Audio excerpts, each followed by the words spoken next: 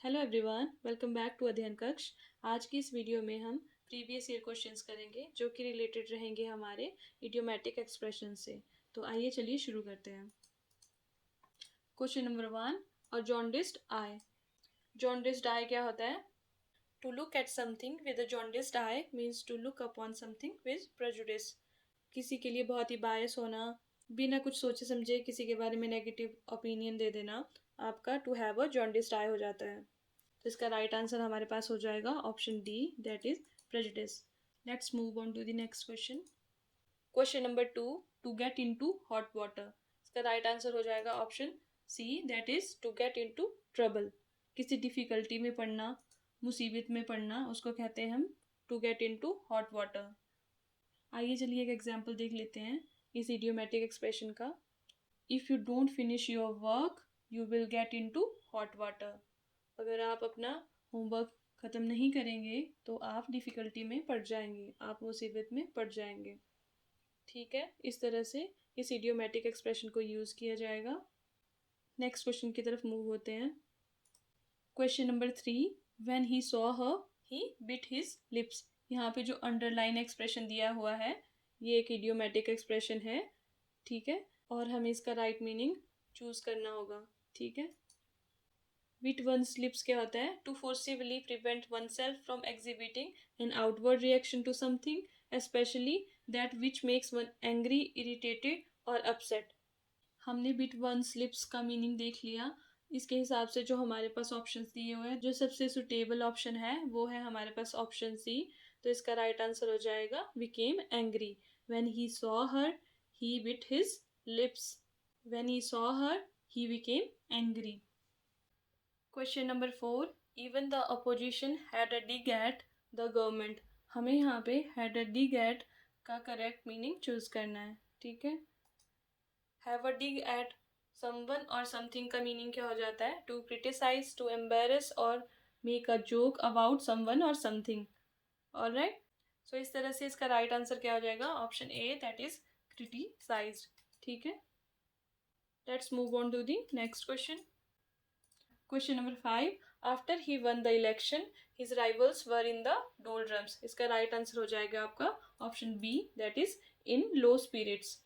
To be in the doldrums क्या हो जाता है? टू बी डिप्रेस्ड और in low spirits. Alright, now let's move on to the next question. Question number 6, from hand to mouth. Hand to mouth क्या होता है आपका? इसका राइट आंसर हो जाएगा option C, that is to survive without saving. Live from hand to mouth में होता है कि लोगों के पास सिर्फ इतना पैसा होता है जिसमें वो सिर्फ खाना खा सकते हैं। जैसे रोज उनके पास कुछ पैसा आया, उसका उन्होंने खाना खाया, इसके अलावा उनके पास कुछ भी नहीं होगा सेविंग के नाम पे। Let's see an example. In earlier days many people live from hand to mouth. Next question, question number 7, a white elephant. इसका राइट आंसर हो जाएगा आपका option C, that is a costly and useless thing. White elephant उसे कहते हैं कोई ऐसी चीज़ जो बहुत कॉस्टली है लेकिन उसका कोई भी यूजफुल पर्पस नहीं है, जो कि यूजलेस है, उसे हम वाइट एलिफेंट कहते हैं। एग्जाम्पल देख लेते हैं। The car he what was a white elephant. Alright, मैं बीच बीच में आपको फ्रेजेस के यूसेज का एग्जाम्पल भी दे रही हूँ ताकि आपको अच्छे से याद रहे। Question number 8, to flog a dead horse. To flog a dead horse का मतलब होता है to waste effort on something when there is no chance of succeeding.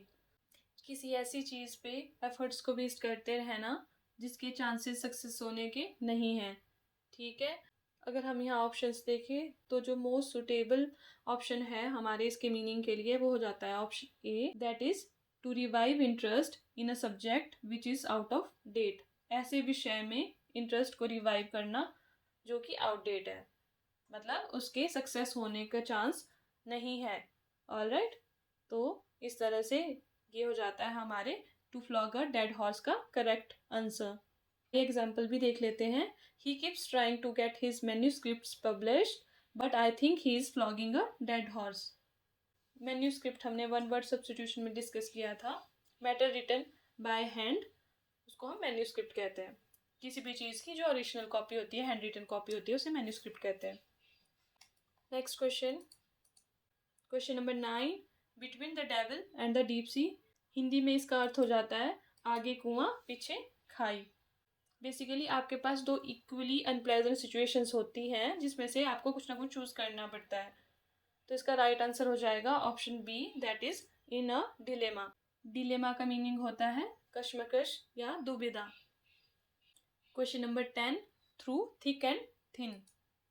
Through thick and thin का मतलब क्या होता है? Through difficult times and situations.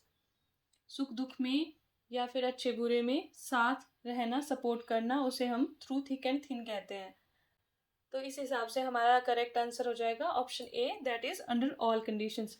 चाहे कैसी भी सिचुएशन है, कोई भी कंडीशन है, हमेशा सपोर्ट करना किसी को, उसे थ्रू थिक एंड थिन कहते हैं। एग्जाम्पल के लिए हम सेंटेंस कर सकते हैं, he remained loyal to me through thick and thin. Alright. Question number 11, Hobson's choice. इसका राइट आंसर हो जाएगा आपका option D, that is the choice of taking either the primary option और नथिंग।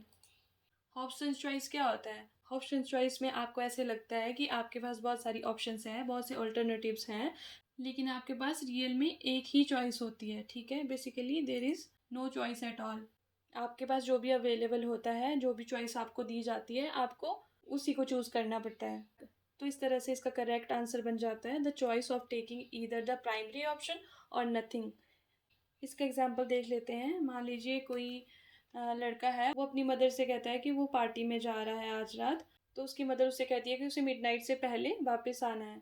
लेकिन जो उसका बेटा है वो उससे कहता है कि सबके पास परमिशन है, वो लेट आ सकते हैं मिडनाइट से। तो उसकी मदर उससे क्या कहती है, बेटा it's Hobson's choice, either you come before the midnight और डोंट गो एट ऑल। मतलब उसके पास कोई ऑप्शन ही नहीं है, या तो उसको मिडनाइट से पहले आना पड़ेगा या तो फिर वो उसको अलाउ नहीं करेगी जाने के लिए। ऑलराइट, तो इस तरह से हमारा हॉब्सन्स चॉइस ईडियम का इस्तेमाल होता है। Question number 12, to be a good Samaritan.